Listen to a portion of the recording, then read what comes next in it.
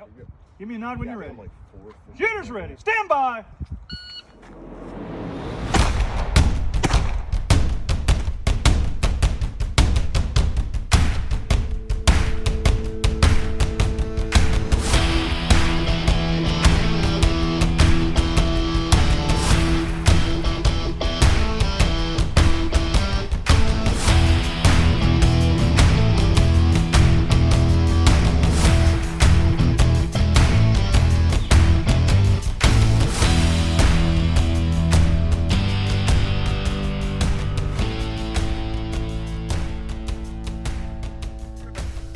Hey everyone, welcome to this episode of Bullets and Bourbon. I'm Frank Gao, joined by my co-host Matt Gunlock.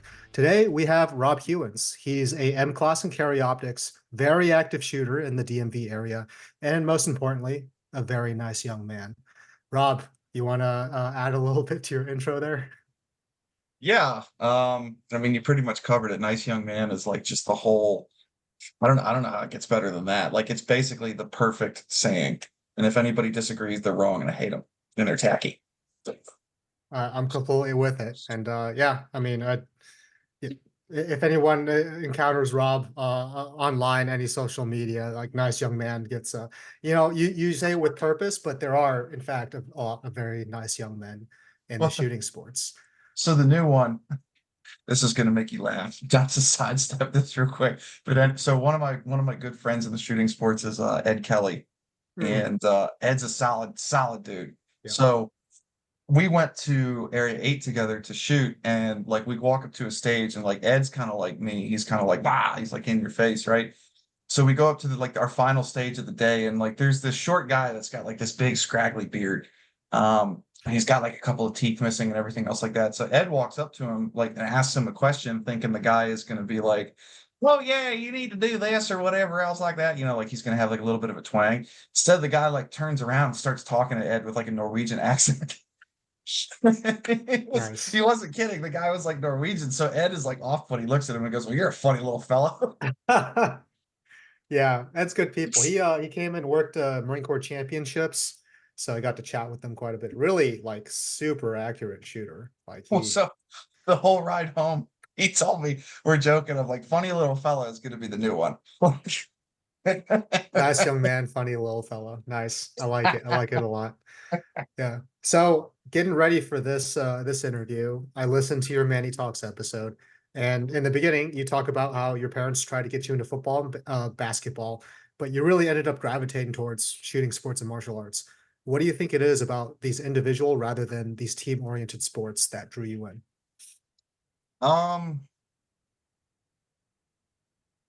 So it's more along the lines of when you're on a team, and this might sound bad, but you got to work with people that you don't necessarily like. And when you're on a team like that, I don't know about you, it might not seem like it, but I have like convictions and ethics and stuff like that. And I found throughout the course of my teamwork that a lot of people on those teams would typically be shitheads, for lack of a better word, like professional shitheads. And it got to the point where, like, you know, in high school, I tried it. It was just like, meh. And then I tried it in college. I played college rugby at WVU, and that was like my final straw. Because the team was just completely like, there were just people on there that were like horrible people. Like, and there's no other way of putting it. And like my whole thing of it is I don't want to be associated with people like that. So being in a less teamy environment is a much better way of ensuring you don't have to deal with people like that. Yeah, I would say from my experience with team sports, you get some of those personalities, but at the time you're just like, I'm just glad you're on my team and I'm not playing against you. Is that kind of what you were getting at? No, more along the lines of like, I just didn't want to be anywhere near them, and I don't like them. I don't respect them. Fair enough, because I mean, if you don't like somebody in the shooting sports, you can just not squad with them, or you can just get the hell away from them, right? Yeah, pretty much. But I mean, the good news is in the shooting sports, there's like that type of person is like almost non-existent. I'm not quite sure what it is. So when I was doing martial arts, typically birds of a feather like stick together. and like, they'll tell themselves things, and like they'll get in their own little cliques, and then like the cliques get formed and everything else like that. And you have some of that in USPSA, but for the most part, you really don't. And I don't know what it is about USPSA, but like 99% of the people that I've met in this sport are very upstanding people that would give you the shirt off their back. Even three gun, same thing with three gun. Don't feel left out, Matt. No, three gun is absolutely like that. That's why I gravitate to three gun more, because I see that more from three gunners than most USPSAers. You are correct. You are correct. I will give, you know what? While we're on the subject, I will give you the benefit of the doubt. Three gunners definitely have less of an ego. Yeah. There is way less ego in three gun. Like, and it's more just like, hey man, like you want to shoot some shotguns and drink a beer? Well, I mean, I think we can say the majority of the shooting sports is kind of like that. Yes. Like, yes, there are egos in our communities, like every other sports community that's out there. It's inevitable, it's human nature. But I've competed in tactical games. They are some of the nicest people I've ever met. I've Yeah. competed in three gun, obviously. Again, some of the nicest people who will give you the shirt off their back. USPSA, most are like that too. You get the oddball, the fuds as we call them, but that's everywhere. Where else? The gun run. Whenever I did that in West Virginia, there's some fucking great people there, and I didn't know anybody there, and except one person, and like all of a sudden, it's like just get introduced to people and like fucking awesome people. So no matter what, community in the shooting sports, I mean, fuck, even in Bullseye, and Mm. Frank knows that this is paining me to even bring this up, but there are some phenomenal people, even the egotistical people. They're good people who will absolutely help you out. Yeah. That has been my experience. And I'm glad you bring that. I mean, like that's what I'm saying. Like the bad apples are so few and far between. Like that's one of the big reasons like I keep coming back. But one point I do want to make is Oh in boy. the two-way community as a whole, there's a lot of egotistical assholes out there who think they know better. And it's a lot of Sure. these military wannabes or people who served. A lot of it's like people who served. They think they're some expert just because they served for 4 years and they get out and they think they can teach whatever the fuck they want. And they don't know shit. Um, but you get these guys who are keyboard warriors or saying you don't know what the fuck you're talking about when you have more experience handling firearms than what they do. And they're the loud voices in the room that ruin it for everybody else. And so a lot of the 2A community, in my opinion, they they are their worst enemy. Sure. They're like liberals. They eat themselves. Mhm. That's like these are people that, there's two different types of ego. There's like, hey, I know what I'm talking about, so shut up and listen, but at the same time, I have a bit of humility about me. Mhm. And then there's the vast majority of the 2A, which is they don't compete, they have an ego. If you like shake their fragile little reality, they will fall apart. And not only will they do that, they will get pissed. Mhm. These are the people that like, hey, my Glock shoots low left. No, it doesn't. Let me show you how it doesn't. You shoot it, and then they will literally stomp up the hill. Like that is a personal story. I've had that happen to me. I watched a friend of mine stomp up the hill. I was like, what are you, 12? Uh, but yeah, I mean, I tell you what, dude, like the shooting sports in general, just some of the nicest people in the whole wide world. I don't think I could ever. It would be tough to walk away just because of the people. Yeah. Absolutely. But so you've done a lot, you've competed in a lot of different sports throughout your life. How important is it as a competitive outlet for you to constantly be involved in something? And then do you feel like it works in tandem with your professional life? Oh, so as far as competing, it's something that, yeah, I have to do it. If I don't do it, I'll lose my marbles, so to speak. And like I'm one of those guys that like I have to be working towards something. Um, Yeah, it gives you like purpose. Yeah. Yeah, like something like I wish the world was great and we could all do what we wanted to do every day of our lives, but it's not. And with the hand that I got dealt, I'm definitely dealing with something I never thought I was going to do, but it is what it is. Eventually, I'd like to make a living out of doing this stuff one day. That was the goal, and it still kind of is. But you just sort of take it one day at a time, and I have to be working towards something because if I'm not, man, I did like a 2 or 3 year stint where I stopped doing jujitsu and MMA just because I fell out of love with it. I used to do it all the time, and I fell out of love with it for one reason or another. But it wasn't meant for me to do. But like there was like a 2 year period in there was like I was really depressed. Because he just lost like any semblance of like, yeah, okay, you go to work all day, but like for what reason? Well, it's kind of like you Um, build your image around what you do. yeah, And yeah. whenever you lose that, you have to take the time to find out what is it that I want to do now.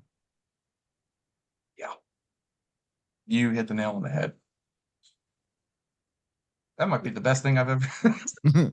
That might be the best explanation I've ever heard of that. Yeah, yeah, you gotta. I mean, we all have jobs that pay the bills. But yeah, I mean, they're the things that truly get us excited. Like I would say that before I got my current set of orders, there was a possibility of me getting pulled to the shooting team. And I mean, I had some pretty cool prospects. One of them was my current program, which is a master's program. Another one was to go work for JSOC over at Fort Bragg, the artist formerly known as Fort Bragg. But I had dreams about ending up as the OIC on the shooting team, and I'd wake up and be like, shit, that's not reality, right? I didn't have dreams about those other jobs. So I get it 100%. Um, but I mean, it seems like, in addition to having a purpose and providing a competitive outlet, you're also an extremely outgoing and social guy, and you're well known in the region. You have very serious competitive aspirations, but how is the balance for you in terms of the competitive and the social aspects of the sport? So it's actually when you sent that question to me, I laughed because if only you knew how introverted I am. Could have fooled me. I don't come across that way. Like I'm the kind of guy like my big secret is like I know how to be the life of the party and I know how to be the center of attention, but I need my recharge time, like big time. I can't like I love spending time by myself. Um, but to that credit, balancing like I mean, you pretty much just talk to people like they're people. And going back to what we were talking about before, um, I've never been the kind of guy that get like celebrity struck, starstruck, or anything else like that. Like people are just people. Um, and like somebody could have 5 million followers on Instagram. I guarantee you that they have a serious flaw that like if you met them in real life, you'd be like, you're a fucking weirdo.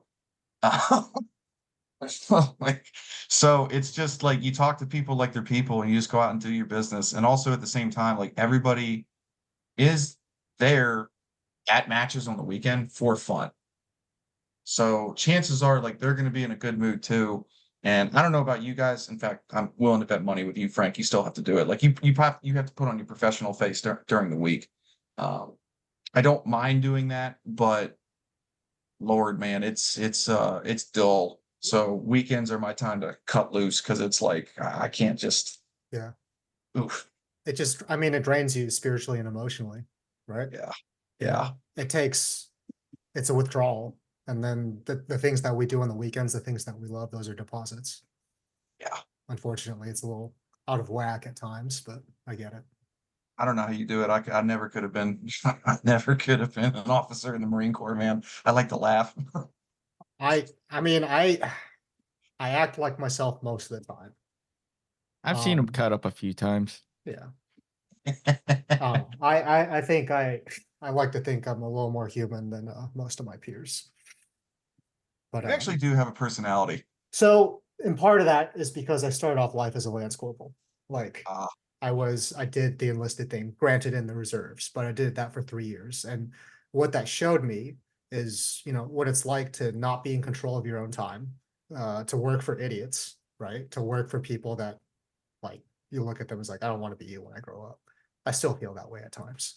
But I try not to forget that, the humble origins and just like how much it sucks to sit around and wait for a word or be told to like do one thing and then undo it and then do it another way.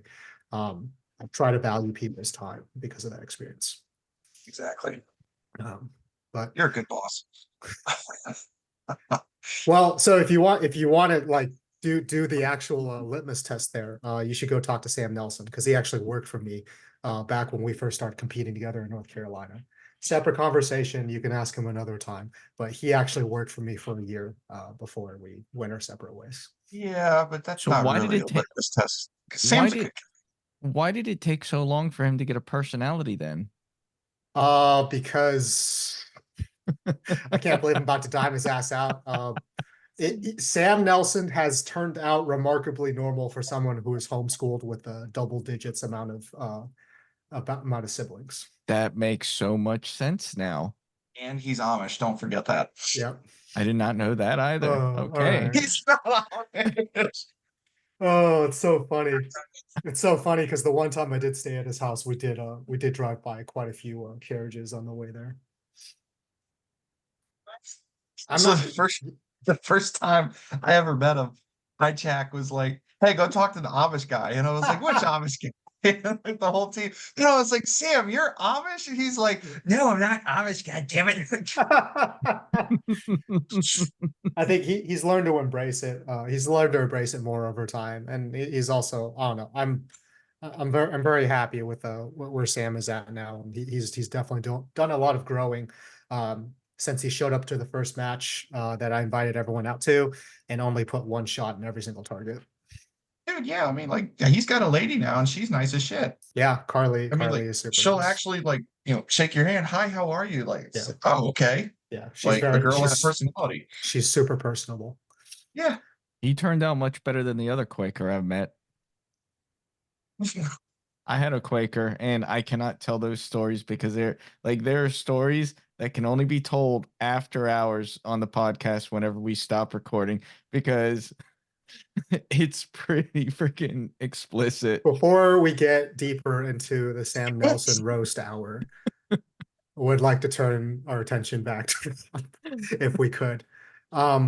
So, I've been following on social media for a while, watching your match videos. I know you upload on YouTube and all that, but I've noticed that you always sign off your posts with the word grateful. Why is being grateful so important to you as a competitive shooter, but also as a nice young man? One, humble origins. I never, ever, ever would have thought in a million years that I would have been in the position that I'm in. If you actually look at my social media, like right underneath my first thing, I have my name, a phrase, and a Bible quote. And the phrase is born to lose, live to win. So I'm not going to get too deep into it, but if you knew where I came from versus where I'm at now, you would understand why.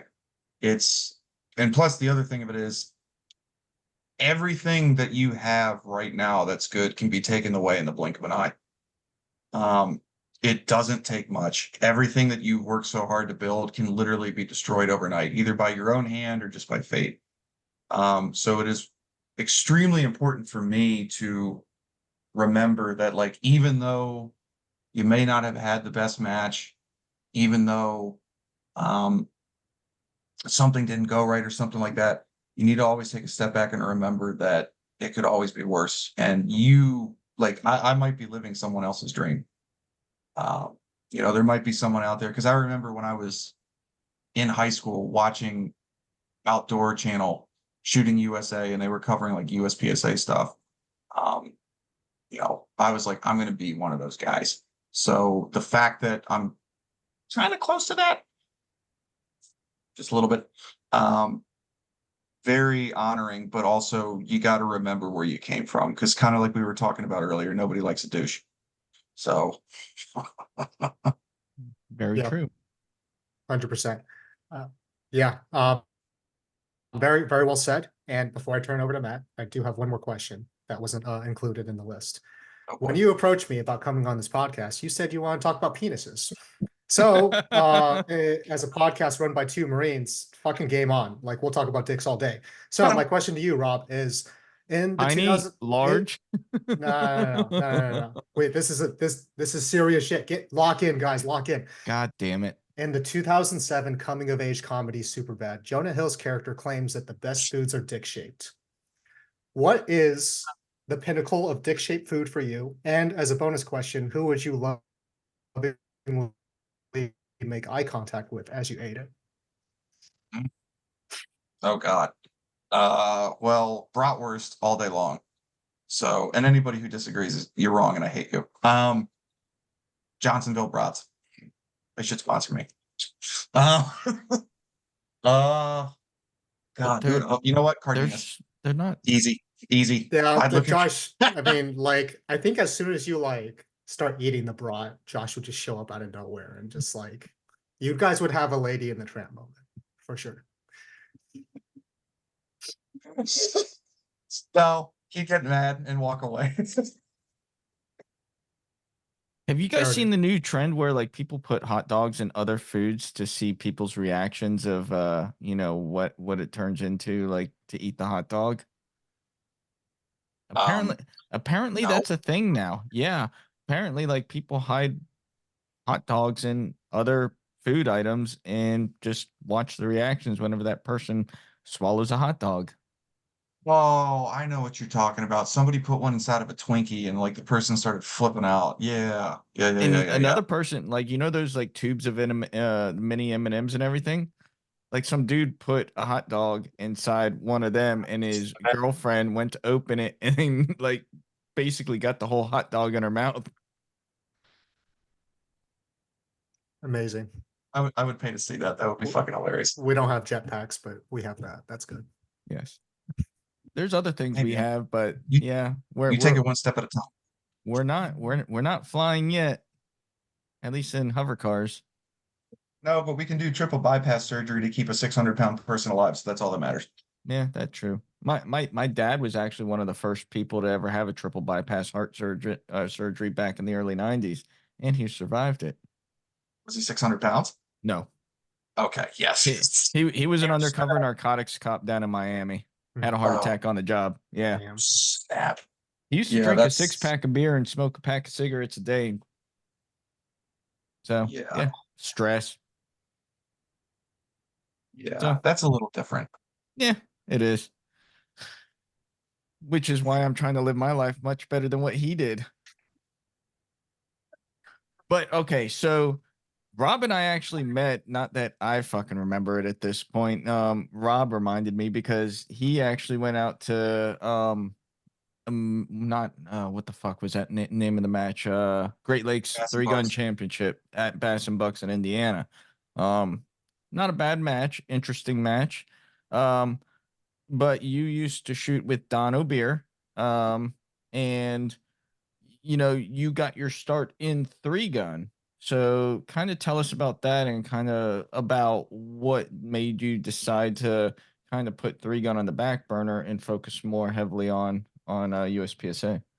So, full story. I met Don O'Beer that weekend for the first time ever.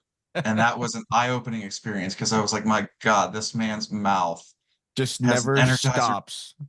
It He's never so fucking stops. And you can hear him from across the range. Hey there, Matt Gunlatch. How you doing today? Yeah, I think I'm going to shoot it this way, and I'm going to take my Stagger shotgun, and I'm going to put 12 gauge rounds in it. And I tell you what, man, it's like foghorn leghorn on crack. Yeah. Guy doesn't end. But he's one of the nicest guys. Like him and I become such good friends. I think him and I met back in like 2019, 2020's time frame. Just solid dude, real nice guy. Oh, I love Don. So what happened is I was doing, when I first started getting into shooting, I was a product of culture. So Lucas Botkin and Garantham were huge at the time, back in like 2019 or so. So I was like, okay, like I need to get a Glock and I need to get an AR-15. So then I kind of like was trying to figure out like the whole practice score thing. They really don't make it easy. You have to like want to do it. But did my first competition, 2-gun competition at Peacemaker. and like just kind of started going from there. I was doing like 2 guns and stuff like that, and wanted to get in the 3 gun. And like I had this Benelli M2 that I just bought. Like I don't even think like it did anything with it. Like I just bought it and put like a plus 15 round tube on it on the end of it because I didn't know any better. And so like I had seen Rich Franco a couple of times and Shit, reached out to him on Instagram. we were probably competing out there at the same time because that's around the same time I was competing out there. We were just on different squads. Maybe, dude, I was so new, and I was probably that dickhead that didn't know anything about guns and thought he knew everything. So, so you probably didn't want to be near me, but that's a different story. I reached out to Rich and I was like, "Hey, man, I want to try 3 gun. Can you help?" And he's like, "Yeah, come to one like in 3 weeks, and you can come with me and Don O'Beer. Like, are you just cool sleeping on the floor? Like, you're gonna stay with me and this girl named Kenzie and this other guy." Or something like I don't remember. But I was like, yeah, okay, let's do it. All right, we have a So discussion after this discussion. about After Kenzie? Yes. I was gonna say, speaking of crackheads, anyway. He said it, Nice. not me. Look, Nice. she already hates my guts. I have nothing to lose here. So I didn't even do Oh, anything to her. You too? Yeah, I didn't even do anything to her, but it might be because anyway. So I go and I spend like a weekend in a hotel room with Kenzie and Rich and Don, and that was like the funniest thing ever because like those two spooning, like the sounds you hear after hours. It's like, what are you guys? I can't even explain to you the sounds that came out. Like there's even like fucking Don got pissed because Rich farted. Don's like, Jesus, it's hot. So I do that weekend, and that's actually the weekend. That is the same weekend that made me decide to stop doing 3 gun. And this might make you laugh, but because like I kind of figured out, and don't hate me too much for saying this, Matt. But 3 gun has turned into an arms race. Yeah. No, like you're not wrong. Yeah, like unless you're running like the best bolt in your AR and the best compensator and the best rounds and a 2011 with a compensator with 5-pound recoil spring, and unless you're running like a box magazine. Now I remember this guy named Captain Scott that could load a 2 mag like a wizard, but for the most part, unless you were running like a box fed magazine, like you didn't really matter. And I had a conversation with Joe Farewell too. He probably doesn't remember it, but he said something along the lines of the same thing of just kind of like it's progressed to the point where like this is kind of what you need. And I took a look at how much it was going to cost to get one of those dissidents. And at the time, like it was like $5,000. It only took special shells. It was going to take 12 weeks to get it just in my hands. They wouldn't pick up the phone and talk to me. And I tried to get a hold of them for like 2 or 3 weeks. They fixed that since then. But at the time when I was like going to get more serious into it, it's like, nah, this is too much. So it was a choice between either USPSA or 3 gun because I had been dabbling in both. And you really can't do both if you want to be good at one or the other. Like Rich Franco is kind of an oddball because he can just like go to apparently this is a true story. He went to a USPSA major with his PCC and was like doing super well. And halfway through the match was like, what is hit factor? Everybody in the squad thought that they were screwing. He was like screwing with them, and he was like, "No, seriously, like I don't understand. Like, how do you calculate this number?" But he was just going out and shooting it like he would shoot a 3 gun match. He's just that good and that fast. But yeah. So I picked USPSA just because like it was a lot easier. 2, it was a lot not easier. When I say easier, it was easier, more accessible. Yeah. I personally think it's harder, but it is far more accessible, especially with the way 3 gun's going now. No offense again. But like there are no 3 gun locals in Maryland. There are no 3 gun locals in Virginia. There is a single 3 gun local that I know of in York, PA. There are 3 gun locals in Maryland. Really? They're just not worth it in my opinion. Is it the AGC one?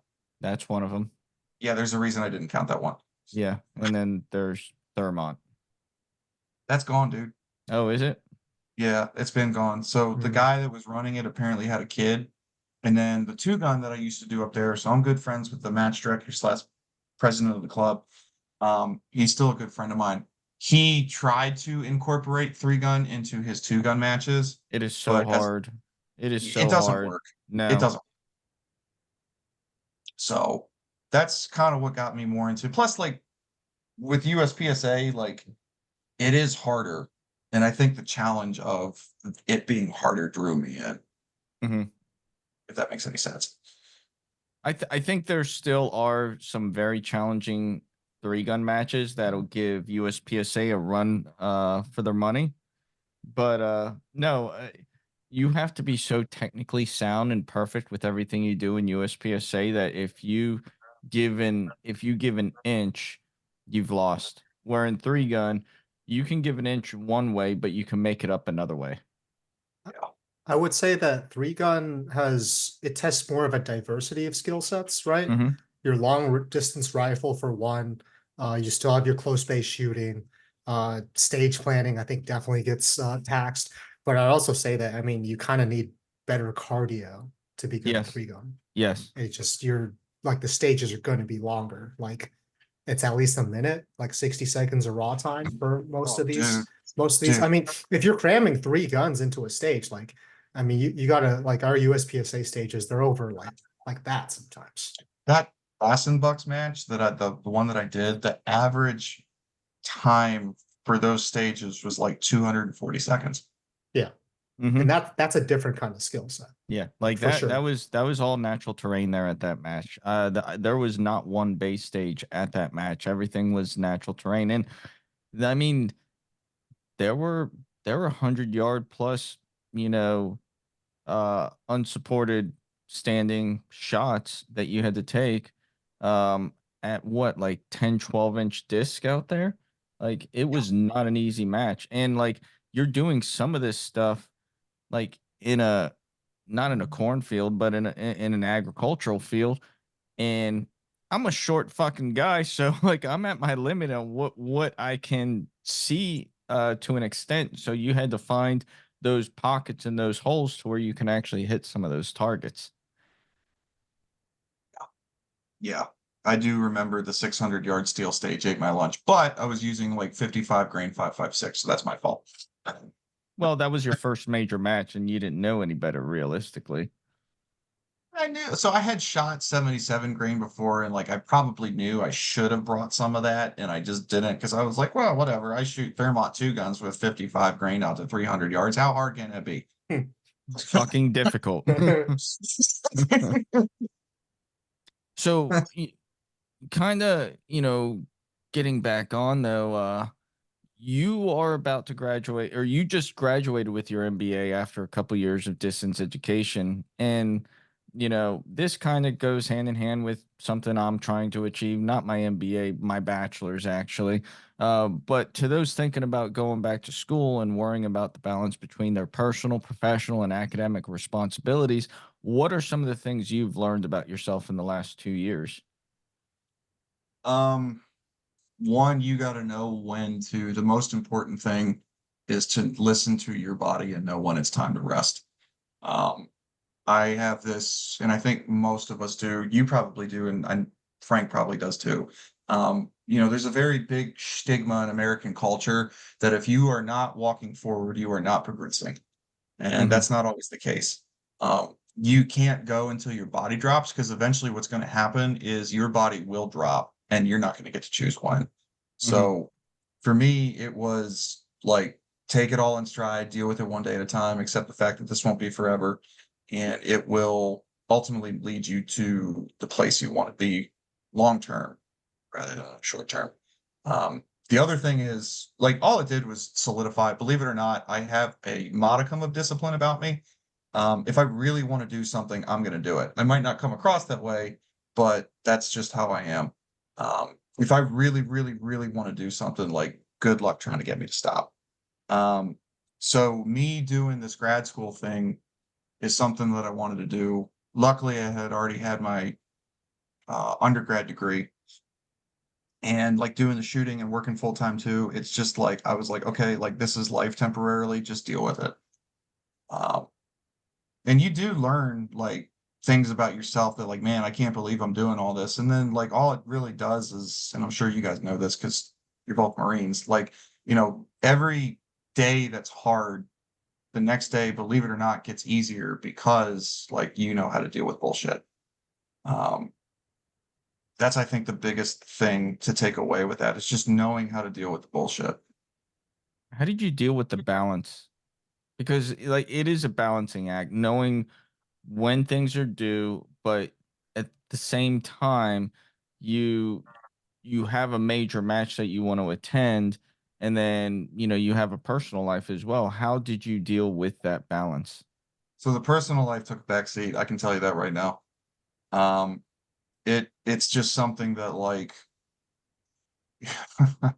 you always see those memes that are like girls are temporary, right? Like in the reality of the situation is they are.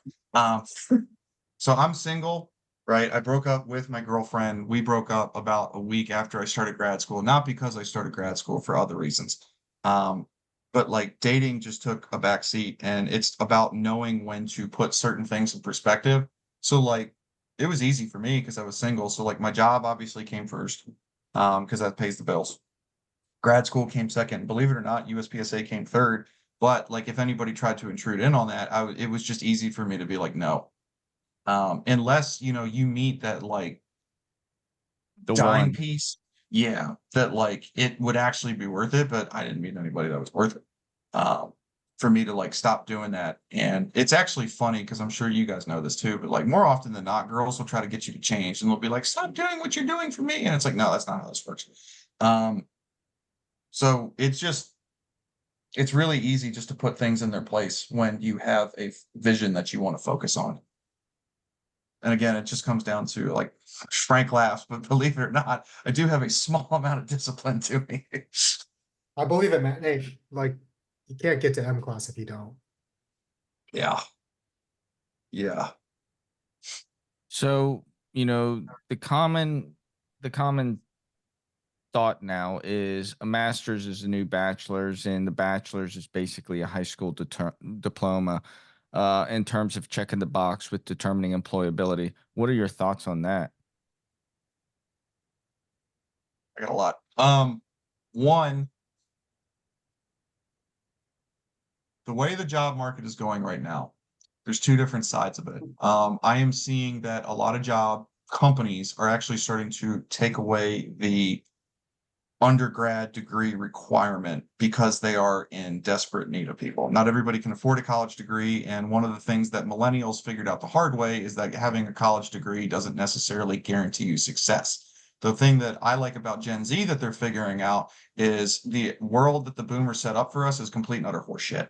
Um, and it's dead. It's gone. It's not coming back. So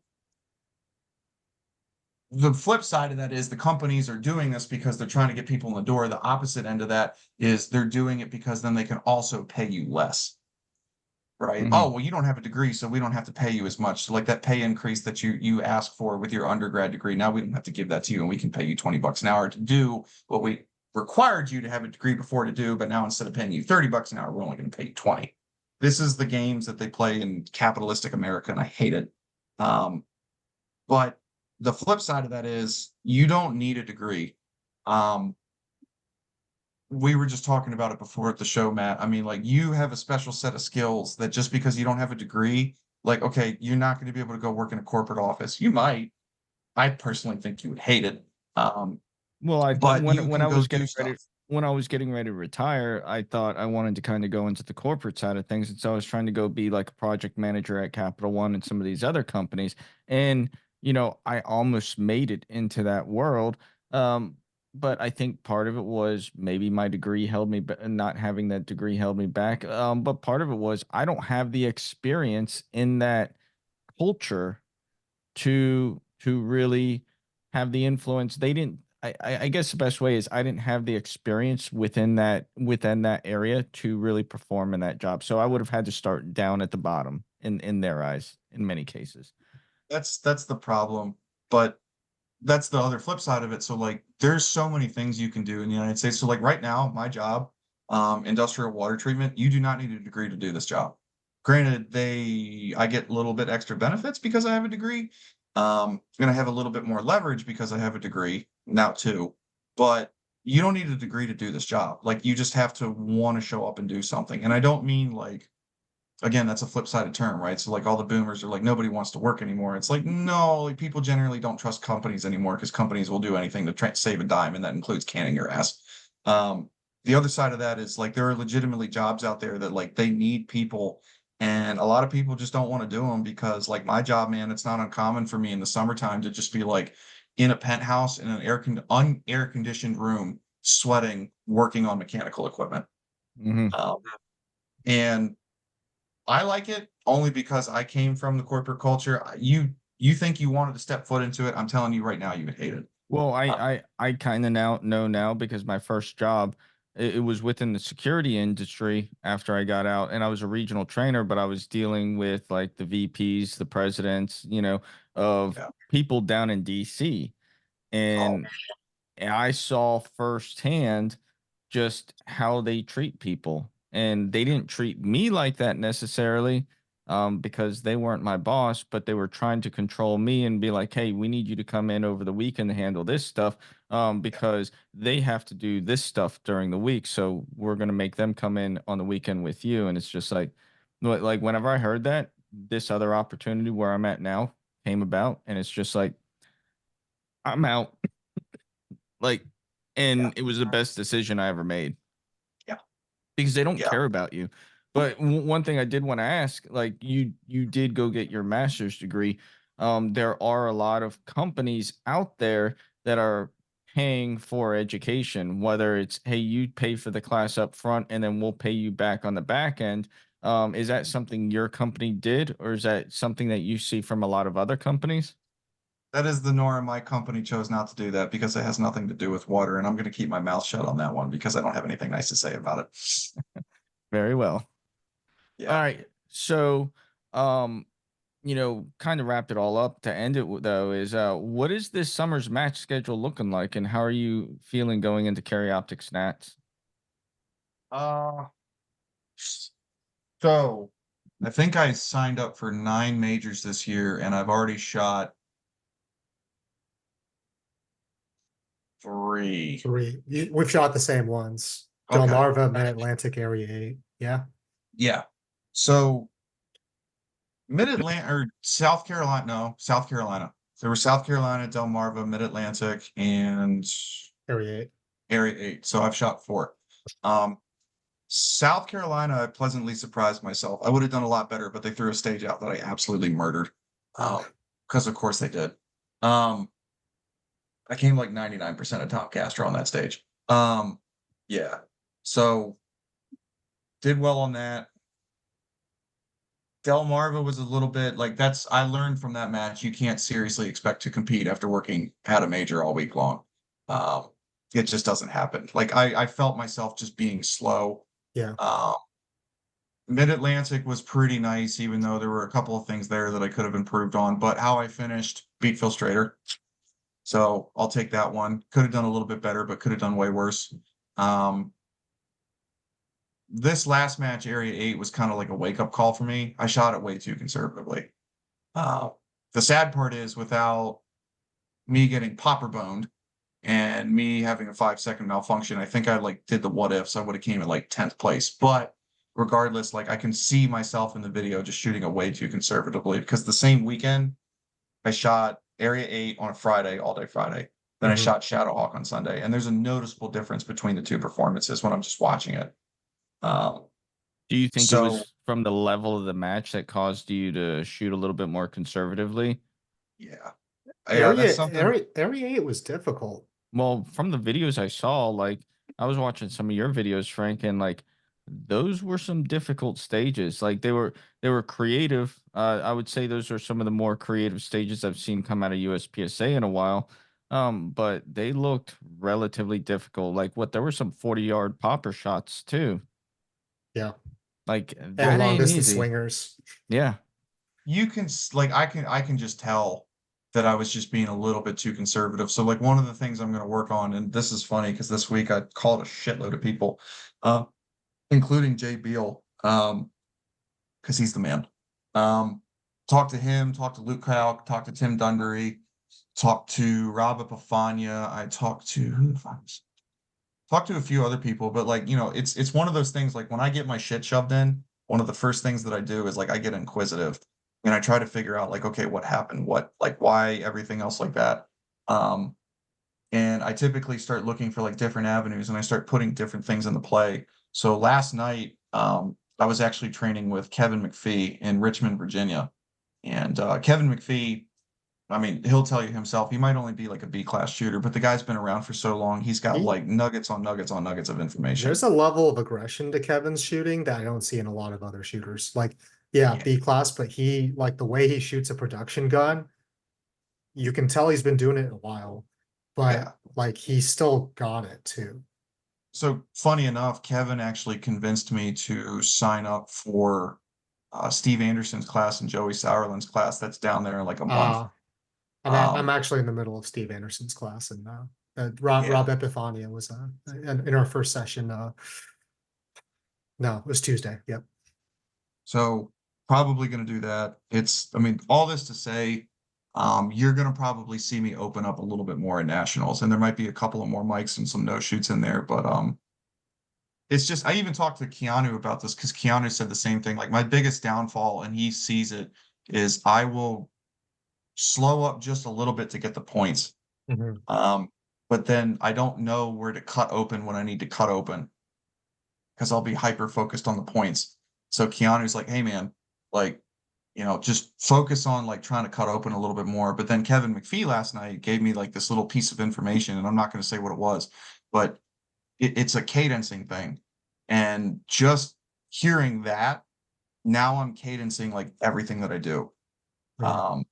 Because it's so I can't believe I didn't see it before because it's like, I used to do it when I was getting ready for the army and trying to run 6 minute miles. Like, what song you can listen to run fast. You know Right. what song you can't listen to run fast. There's a certain beats per minute that's like ideal. Yeah. Yeah. So you got to come up with like the beats in your head, and just hearing that was freaking eye opening. And it noticeably within like 15 minutes improved me dramatically. Yep. So I have high hopes for this. We'll see what happens at nationals. This is my second nationals ever because I didn't get to go last year because I was in grad school and broke. Still broke, but I'm not in grad school. 2022, I only got to go because Mike Danchek was nice enough to send me on his own dime, and because he's a good dude. So we'll see what happens, man. I think a lot of things are coming together for me. I'm excited. Lot of different pieces. I never ever would have thought that I would have been in the position that I'm at right now. Oh, that's So exciting, very, man. very happy. No, I'm gonna definitely be score hawking. Can't wait to see how the results turn out. Hold on real quick. So I didn't know this until like this week, but apparently Eric Raffel is coming to shoot Carry Optics Nationals, Ooh, That's which gonna be interesting. like man, that coverage that Jay Slater and Dave Riddle did for Area 8, I kind of need that for the Carry Optics Super Squad because that's a legit matchup right there. Yeah, I hope he wins. Eric seems like a really nice guy. I mean, like, I there's a bunch of dudes that are going to be on that squad. You know who else I hope really wins too? Actually more than the others. Don't tell anybody else. But Jay Beal. Yeah. Yeah, like yeah. easily. Jay Beal is just like he's the definition. So I actually, since we've been talking, now he sends me pictures of goats every single morning. And he actually didn't this morning. He has So a I goat texted him. farm. He's got just a farm. He's Yeah. like, I mean, that dude Okay. is like the beginning scene of The Patriot, where like, the guy's reading like a story to his children on the front porch on like a chair that he built. That is literally Jay's life. that It's sounds really like a interesting. beautiful life. Yeah. I want a life like that. Don't we all? Well, since we're on the topic and we're also wrapping up, do you want to take a second and just, shout out a few people? I mean, it sounds like you've had a lot of influences. It sounds like you pull from a lot of different pots in order to progress yourself as a shooter. But take a minute, thank the sponsors, thank some friends. It's floor is yours, man. So the number one, the number one person who has helped me the most and deserves a lot of credit, and he's always behind the scenes, that would be John from Outdoor Dynamics. There's a reason I rep him as hard as I do.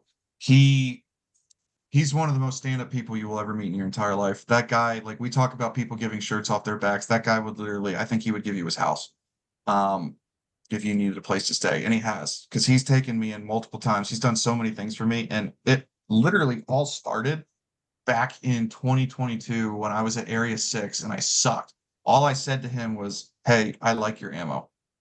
And that was it. And ever since then, like we've just been um becoming more and more friends, but at the same time, like I see the way that he treats people in general, and he really takes the whole like I'm grateful and I'm trying to spread it to others thing to like a serious tone. Um, I can't say enough good things about that dude. And if anybody disagrees with that, I mean it. I hate you because you are so wrong and you don't even know it. Um, so there's that. Um, Another guy that doesn't get enough credit because he's kind of an oddball, but Hempel. Hmm. Hempel is one of the people when I first started showing up to USPSA, he kind of was like, "Hey, dude, like you're retarded. Let me show you how to stop being retarded." Um, and he spent time with me. Like that guy's always answered questions and everything else like that. He's got his own thing going on right now. He's dealing with some bullshit, but he's been extremely helpful. Mike Danchek was another one.